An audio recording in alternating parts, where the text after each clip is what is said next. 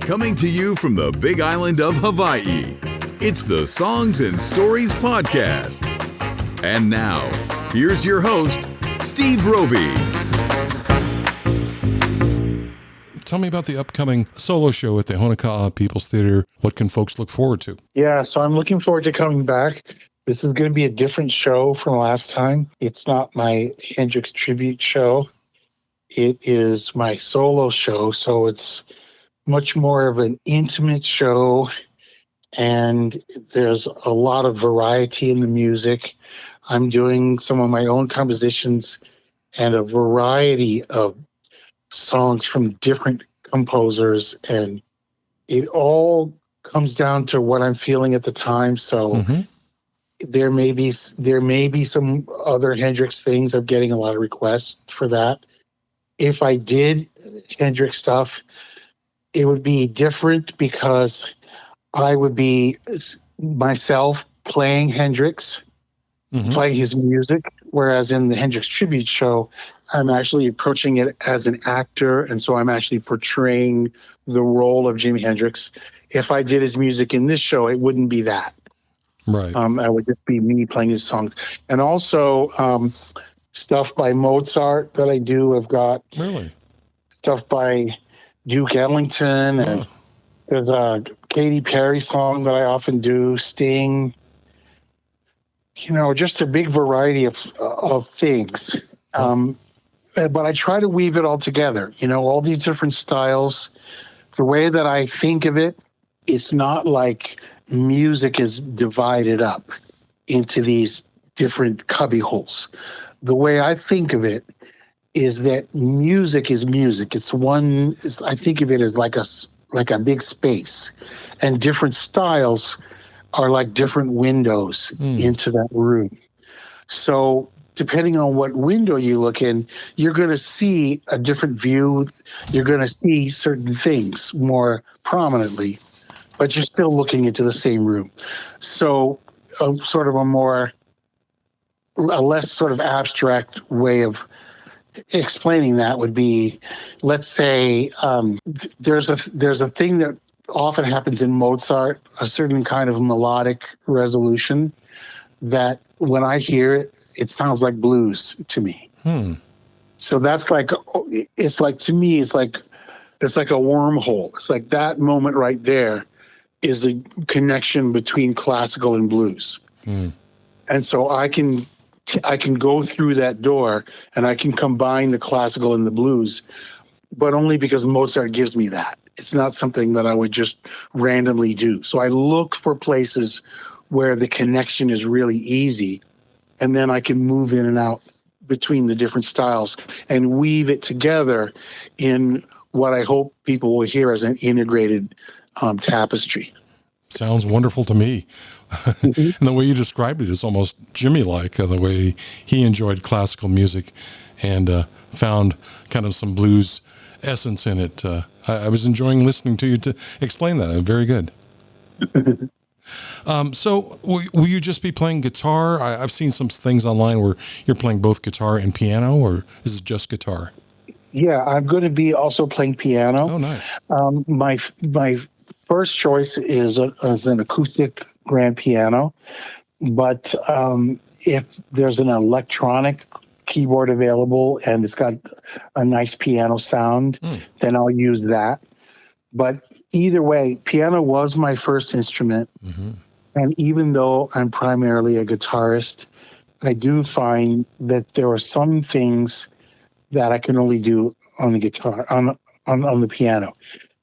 The piano did influence my guitar technique, because even though I started out playing conventional guitar, I developed the touch technique, not from hearing other people, because I didn't know anyone else who was using that approach, but I figured it out on my own because I was trying to bring a pianistic approach to the guitar because of my piano influence. So clearly that's comes through in my guitar playing, but still, even with that, there are some things that I can only do on the piano. So I've learned that I have to still go back to an actual piano for some of those things.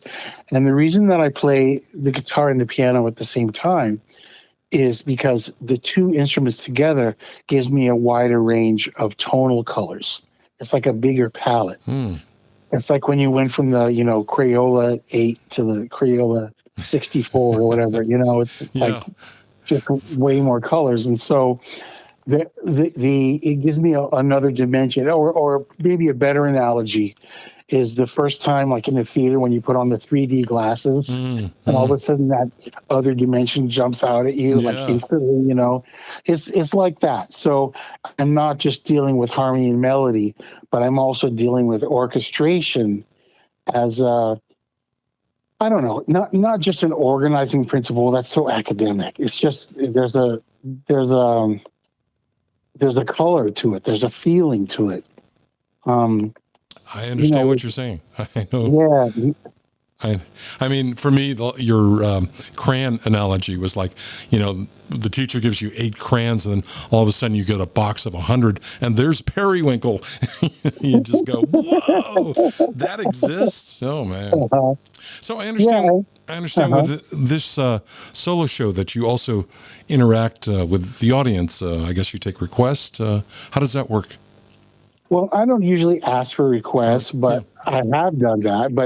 But what I often do is I often do a meet and greet. I mean, not a meet and greet, but a question and answer at the end. And I'm probably going to do it for this one. We haven't really talked about it on the organizing side yet, so it's not 100% confirmed. But I don't see why not. I mean, I tell you, when this started, the reason why I started doing this is because traditionally I was doing a meet and greet afterwards. And because of COVID, I didn't really want to do the meet and greet and go and shake hands and stuff. So what I started doing instead was playing a whole full show and then staying a little extra just to answer questions from the audience. And it went so well. Wow. It was really great because I got a chance to get to know the people and find out what they were thinking. And they got a chance to ask me some things. It's always better after the show because they have a better idea of, what it is that we're talking about. And often I would find that the conversation would go in so many interesting directions.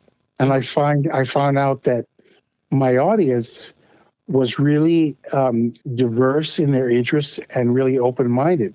And so I kind of felt like I really like these people who are coming to my concert. I have a lot in common with my audience. I mean, it should be, but to really experience that in conversation was really great. That sounds like a lot of fun. So I think we're going to do that. Yeah. Even if it's short, What do you like about playing in Hawaii? Well, one thing is there's something about the spirit, and I haven't really tried to articulate it yet. So it's interesting that you're asking me this because I don't know if I quite have the words for it, but there's something about people in Hawaii are immersed in nature on a level that is almost unprecedented. I mean, I know it's different, forests and different kinds of land are all different, but there's something special about Hawaii in particular. Like, imagine this. Okay, so you got the Pacific Ocean, which is the biggest ocean in the world. And then you've got right in the middle of that ocean, the tallest mountain in the world. I mean, I don't know if everybody knows that because they think of Mount Everest as being the tallest. But that mountain, I forget the name of it, but it's Honokaa? Taller than Everest. Yes, taller than Everest. It's the largest mountain in the world. And so it's like, I think of it like, imagine like your dish, like for the dish TV, and then there's that thing right in the middle that collects the energy into that one point. Like the receptor, Right. And so it's almost like Hawaii is like the dish of the Earth's antenna, I get it. and so there's something about the energy. It's like you're getting the direct transmission of a cosmic beam. I mean, I know it sounds crazy, but I feel I'm really tuned into energy, and I don't know how to explain it in a way that's not woo-woo. I mean, there's a science behind it too. I mean, I think that there's probably a reason why it's right in the middle of the ocean. There's probably some physical reason for it, but I just know that there's a feeling that I get when I'm there, and the energy, like I tune in on energy when I make my music. And so I love what I play when I'm in Hawaii. I love the way that it inspires me. And I really feel like that zone where I like to go, with the audiences there, I'm surrounded by people who understand that same zone. Absolutely, yeah. You really have to kind of experience being here to understand, to truly appreciate what you're saying. I mean, some people think of it as just Waikiki, but it's a lot more than that. Yeah. I did have an early experience because when I grew up in California, in the Bay Area, my grandmother, who was living in Chicago, she was on her way to go on a vacation in Hawaii. And she stopped and visited us in California, stayed with us for a little while. And then she went on to Hawaii. And I just out of the blue, I said, well, can I go? And they said, okay. So I went on this wonderful vacation with my grandmother, just the two of us. Nice. And she was relaxing. We were in Honolulu at a hotel at Waikiki Beach. And she was relaxing in the hotel, and I learned to body surf on the waves, out there. Yeah. And it was just a really wonderful time. And it was the first time I'd ever really traveled away, sort of on my own, away from my family, and just that sense of autonomy and that feeling of being close to nature and being immersed in the ocean. I got it, from that age. And so I always kind of felt like, because I went there at a pretty early age, it was an imprint. And so there's always been a sense of a homecoming when I go back there. Nice. Just throw this out there. I was born and raised in San Francisco too. Oh, okay. Yeah. So I miss it. Okay. Let's see. So you have a new album out, right? I have a new album. It's not out quite yet. Oh, okay. We're still working out the release date, but it's called Feather in the Wind, and I am playing music from the album. Two of the songs, and I guess this speaks to the diversity of the music I was talking about. I'm doing Meditation from Thais by Jules Massenet, and I'm also doing Steve Goodman's City of New Orleans. So two, completely different songs, but it fits. They really fit well on the album.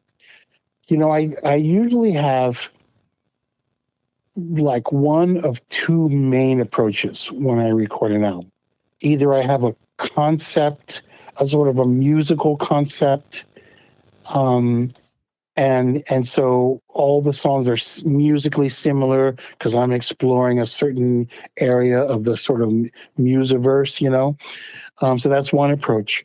Or the other approach is that I'll have a unifying concept that's more of an extra musical idea. So it's something from outside the music, but then the music expresses that idea.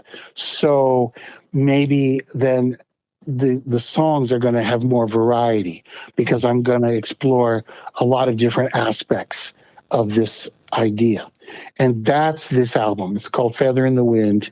And what it's about is the things that we do to find a sense of constancy in the face of change, and a sense of comfort in the face of loss.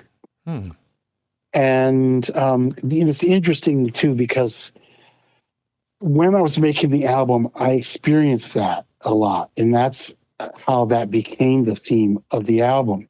And there were some delays. At one point, I thought that the album wasn't even going to get released. And now that I finally worked through all that and the album's coming out, now here we are a few years later, and the whole world is kind of going through that, like with COVID and everything. So I really kind of feel like now is the time for this album. I think that it was delayed for a reason, but I feel like this is the world that this album was meant to come out in. When will it be released? I don't have an exact date. I'm still working those details out, but I know for sure it's going to be this year. Oh, okay. Something to look forward to. We're trying to get it out. Yeah, we're trying to do it within the next couple of months. Oh, good. We're just getting some finishing touches and some plans, and it's a different world now, and normally it takes several months to do all the marketing in the conventional way, but it's just I just don't want to wait that long. I just feel like I really want to get this out and share it with people as soon as I can. Nice. So by Christmas, let's say. Yes. Okay.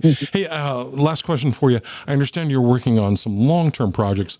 In another interview, I heard you mentioned it has to do with also like classical music. Is that right? Oh, well, I think what you're referring to is there is this one project, and it's one of many, I hope, but I'm working on a concerto for electric guitar and orchestra. That's it. And it's definitely very much inspired by my favorite composition, Bela Bartok's Concerto for Orchestra.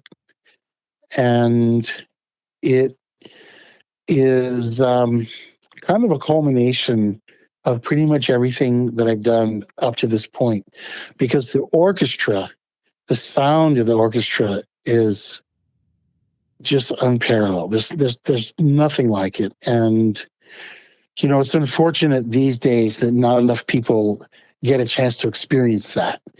And, I had a wonderful experience. My first experience of attending a symphony orchestra was at a pretty young age. And it was an imprint that I'll never forget. And so I want to share that. And it's one thing to be in front of the orchestra, like facing it and hearing the sound coming at you, but to be in the middle of it and hearing the sound all around you, and still coming from a creative standpoint. There's going to be a lot of it written out note for note, but there's a lot of room for improvisation too. So it's a jazz approach on a lot of levels, but it's not strictly pure jazz. Definitely not pure jazz. The genre is actually going to be more like what they call contemporary classical. That sounds really interesting. I can't wait for that. Oh, thanks. I'm glad you're interested in it. I hope you like it. I'm really excited about it. Yeah. Thank you, Stanley. Bye now. All right. Thanks, Steve. Thanks for listening to the Songs and Stories podcast. Make sure you never miss a show by clicking the subscribe button now. This podcast is made possible by listeners like you. Thank you for your support. We'll see you next week on Songs and Stories. Aloha.